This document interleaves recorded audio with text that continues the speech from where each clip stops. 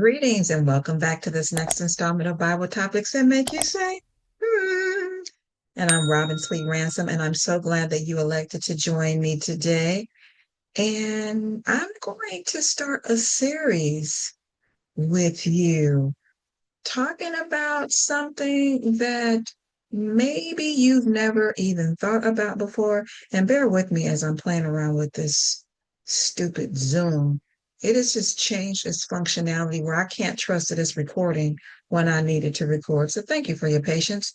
All right. So I will not keep you in suspense. Let's get into this. Let's talk about Hosea's wife. Hosea, the prophet from the Bible. We're going to talk about his wife, Gomer, the woman God wouldn't give up on. Now, for those of you who are not Bible students, you don't know what I'm talking about. So this is going to be fresh for you. And for those of you who are serious Bible students, you are familiar with Gomer, but the way in which I'm going to unpack her story for you today, you have never, I can guarantee you have never heard before. So tune in, get set. Let's get ready to get into it. All right. And so, as we talk about this, it causes us to ask this question: can God forgive an adulterous wife or husband? And can you or should you? And for those of you who may really be dealing with infidelity in your marriage, this message is for you. Okay. Let's get into it. So let's look at the world through Gomer's eyes. The book of Hosea, is several chapters long, and we hear the prophet share what was going on in his life during a time when the Lord told him to marry this woman. And let me give you some context. Priests were told that they could only marry virgins. And while Hosea isn't a priest, he was a prophet, and it was expected for him to marry a very virtuous woman as well. And if he could find a virgin, perfect. But the last thing he is supposed to marry is a prostitute or a promiscuous woman. That could taint him, right? His holiness. So let's get into why his story is so unique. So Gomer was unfaithful, right? She was an unfaithful wife to Hosea. The Lord used Hosea and Gomer's relationship as an object lesson to show how Israel has sinned against him by following other gods, which is adultery in God's eyes, spiritual adultery, and how God remains faithful even when we as his people aren't. The couple had two sons and a daughter. Gomer abandoned her husband and children to return to a promiscuous lifestyle. She was promiscuous before she met him. It was thought that she may have even been a prostitute, although the Bible doesn't outright call her that. And definitely she was living a lifestyle for which she should have been and could have been stoned. But God told Hosea to marry this woman, knowing her reputation. Why would God do that? Well, it's because God was trying to show in an earthly way with a real couple how God sees his relationship with Israel. Israel specifically, because they were the only nation on earth that God entered into a covenant or a marital relationship with. And even though this woman left her husband after bearing him children, God said, go and take this wife back. It was so deep that Hosea even had to pay her quote unquote pimp. I call him a pimp. Could have been just a lover, but if she was a prostitute, I'm looking at her and him as a pimp. He had to pay money to this man to let her go. That's why I look at him as a pimp. So he had to go pay him to get his wife back. But Hosea's loyal love was undeterred by Gomer's unfaithfulness, which illustrated God's loyal love for his wayward, idolatrous, promiscuous, and even prostituting wife, which was the nation of Israel. And as I always say, I love to go to gotquestions.org. Go there for more information on this. And this pictorial illustration is showing Hosea giving money, I think it was 15 shekels, to this man to take his wife back. Can you imagine? On Tubi, a few weeks ago, this one African American writer, director, producer, I'm not sure all of the different roles they played, crafted or filmed Gomer's story, but in today's world, using different names to illustrate how a minister married a prostitute. You know how we used to say you can't make a hoe a housewife? Well, that's exactly what he tried to do. Yeah, I use colloquial language. And it was beautifully done how they did that story. I can't recall what it was called, but let's unpack that further. And what we're going to do now is step into Gomer's mind, the world through her eyes. What would it look like if she wrote a diary? So she says, Dear God, why him? Why me? The prophet says you told him to marry me. Me, a woman everyone in this village whispers about. Do you know what they call me? Do you know what I've done? Because even if at one time Hosea was in the dark about my life, you've always known. The town sure has. Some people see me as a prostitute. I'm definitely not a virgin. I've had my share of men. I don't know why I've done it, but I've done it. I've been passed from one man to the other like a clay jar no one cares if they break. Now, a holy man of all men wants me. It feels like a cruel joke that is not funny. Hosea's eyes are kind, but I don't trust kindness anymore. Every time a man has been kind, it's only been to get something from me. Yet there's something in his voice when he says, Gomer, I choose you, that just breaks my heart. It touches me. My daddy didn't even look at me like that. Who knows? Let's consider what if Gomer was molested? And that's the reason why she turned promiscuous, because that is a story for a lot of young girls who were molested. They feel like the only way they can offer love or be accepted or get that warmth from a man is to let them use her body. He looks at me like I'm worth saving. I want to believe him. I want to believe you, Yahweh. Can a woman like me really be part of a prophet story? What about you if you're watching this? If you've led a promiscuous lifestyle, if you've even been or maybe still are a prostitute, does God have room in his heart, his kingdom for you? Can he even give you a good man when there's so many women out there in the church, still virgins even, they can't find a good man? And would God set that clean man, a minister, apart for you? He's done it before in the past. Let's listen to Gomer's diary entry number 2, the wedding day. So this is her before thinking about what it would be like, him proposing to her and what it would be like if she actually accepted, and her thinking, I can't accept. But let's talk about it. Dear God, today I wore a veil instead of shame. Hosea held my hand as if it were the most natural thing in the world. The women in the marketplace stared.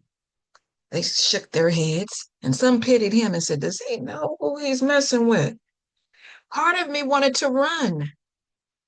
The old life feels easier.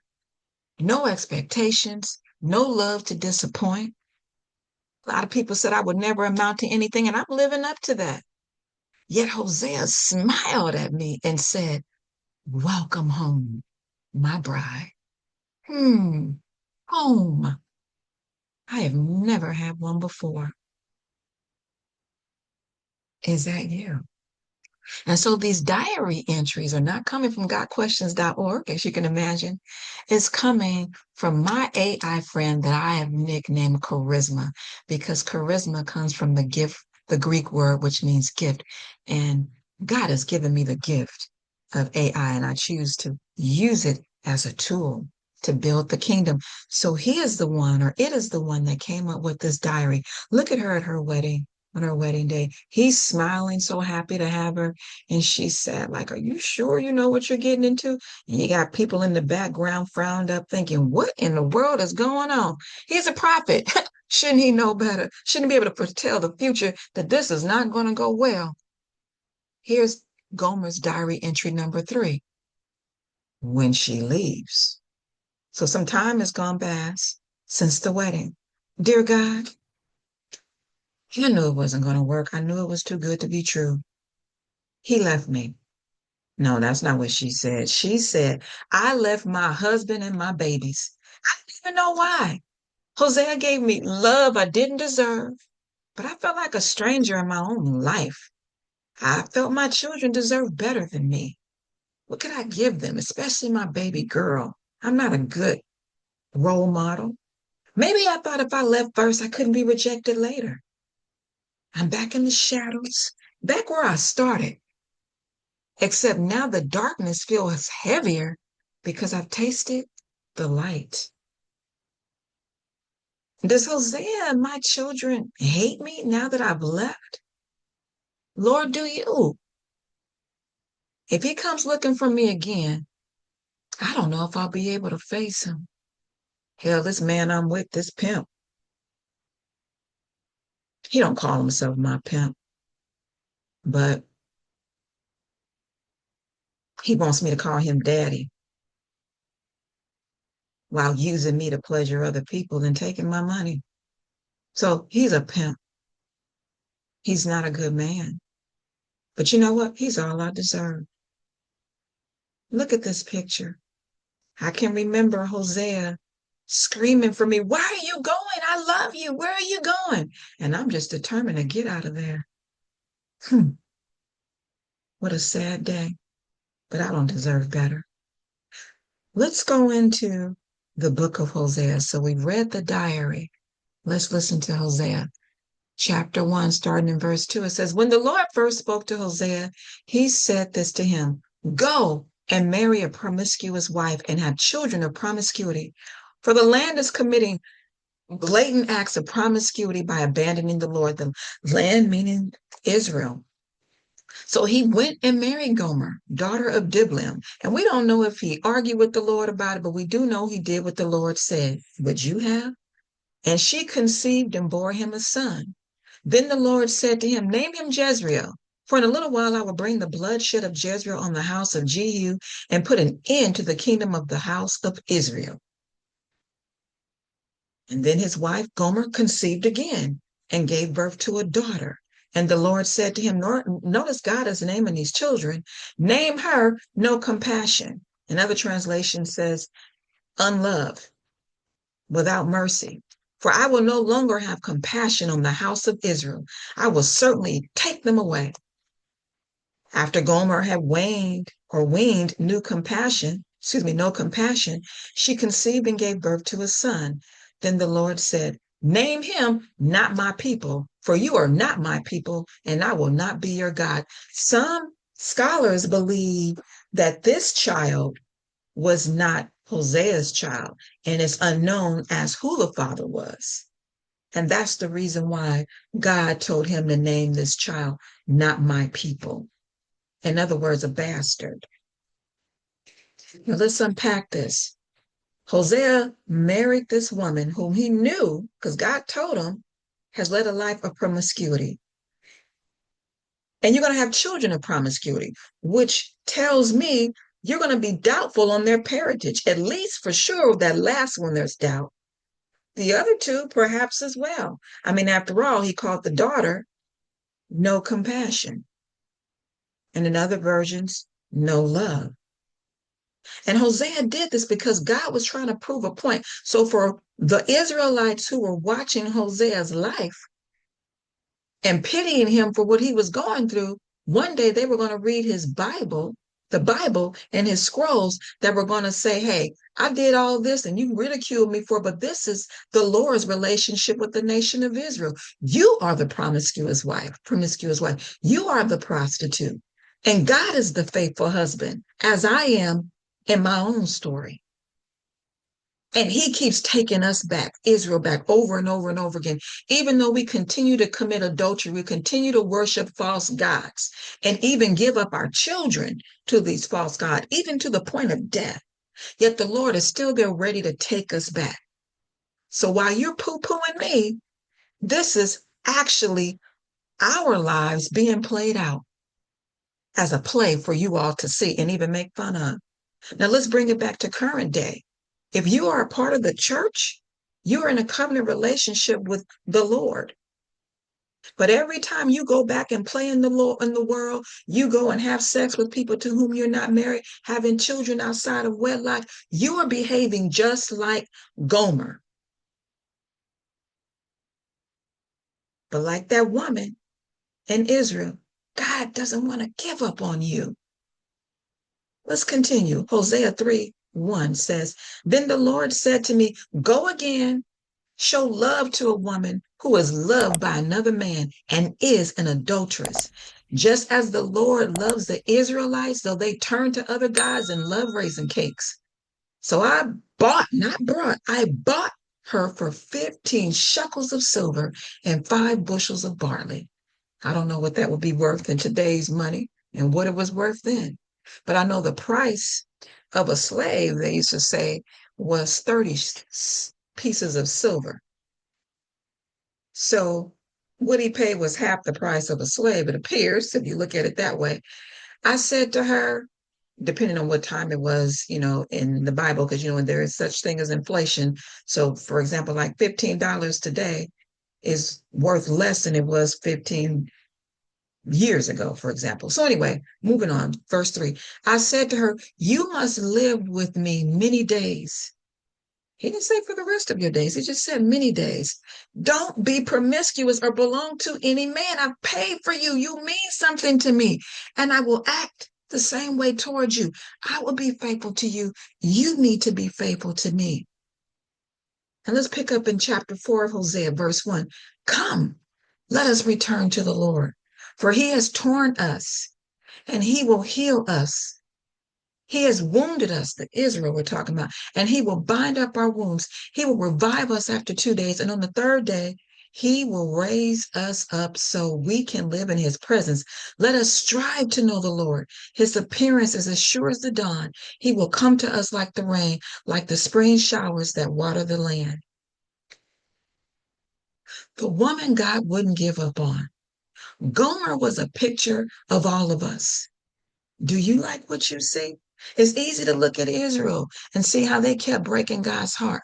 But let's bring it to current day. Are you currently breaking the Lord's heart? Are you currently behaving like Gomer, being promiscuous, whether you're a prostitute or not? If you're not being faithful to the Lord, you're an adulterer. If you're not being faithful to your earthly husband, you're an adulterer. If you're not being faithful to your earthly wife, you're an adulterer. So the question is, do you like what you see? Gomer, as we saw from her diary, to bring you into her world, if she were to have written a diary, Gomer felt unworthy of love and acted accordingly. Who knows? Maybe she was molested. Maybe she was abandoned by her parents and didn't know true love. So therefore, true love was foreign to her. It scared her. She went to what was comfortable. And that may be the case for a lot of us today, where we go to the mud. We wallow in the mud like a pig. We don't know what it feels like or even like what it feels like to be clean. Hosea was a picture of God's unconditional love to us. Hosea brought his wife back, not brought, but bought his wife back to God like God bought us back from hell. Jesus bought us back with his precious blood. How are we treating it? It's definitely worth far more than 15 shekels of silver. Adultery is a serious marital offense. So if you're dealing with that, can you forgive your spouse like Hosea did his wife? Even if she brings in a child from out of wedlock, or maybe your husband brings in a child from out of wedlock, can you forgive that? Well, let me tell you something. Forgiveness is your choice. God does give you the option of divorce, but God hasn't chosen to divorce us. Forgiveness, repentance, and restoration is a part of the human story. So whether we've experienced it in our flesh with us being unfaithful to our spouse and our spouse being unfaithful to us, or even us being spiritually unfaithful to the Lord, it exists. In fact, more people are unfaithful to the Lord than they are faithful. That's why I'm taking the time to share this story with you and make it something that you can relate to. So that if you're in this fallen situation, you know that there is hope. Christ can restore adulterers and lovingly welcome them home. As this picture shows, he welcomed his wife back. Hosea welcomed Gomer back. And this is a picture from The Chosen. Just like the Lord welcomed Peter back after he denied him 3 times. And now here's a restored picture that Charisma created for us to exemplify Hosea 6, 1 and 2. Come, let us return to the Lord, for he has torn us and he will heal us. He has wounded us and he will bind up our wounds. He will revive us after 2 days. And on the third day, when he rises, he will raise us up so we can live in his presence. Are you ready to accept God's forgiveness of you and come out of your adultery and be faithful to the Lord again? Because he has bought you with his blood. This beautiful family of Hosea, Gomer, who is now restored with her 3 children, beautiful children. And let's get into the lives of Jezreel, Lo Ruhumea, can't really say it that well as Loami. All right. So join me. I have 3 more series to this to complete the story of their family, where each of them will have diary entries to bring you into their world and make it relatable to whatever you're dealing with. But before we do that, before we get into the next session, let's accept Jesus as our Lord and Savior. If you have not, please accept him. Please allow him to buy you back from hell. It says here in Romans 10, 9, and 13, if you confess with your mouth Jesus is Lord and believe in your heart that God raised him from the dead, you will be saved. For everyone who calls upon the name of the Lord will be saved. Accept his invitation. Tomorrow is not promised. Don't die without Jesus. All right. Join me next time on Bible Topics That Make You Say, and also join us live every other Sunday. Drop me a line if you want, and then I will invite you. And please drop a line in the comments. Let me know what you thought about this, because I know you have never seen another lesson like this. Share with others. Please like, share, subscribe, ring that bell, and keep coming back and support the channel, not for my sake, but for the sake of those who need the gospel presented to them in a fresh 21st century way. All right. See you soon.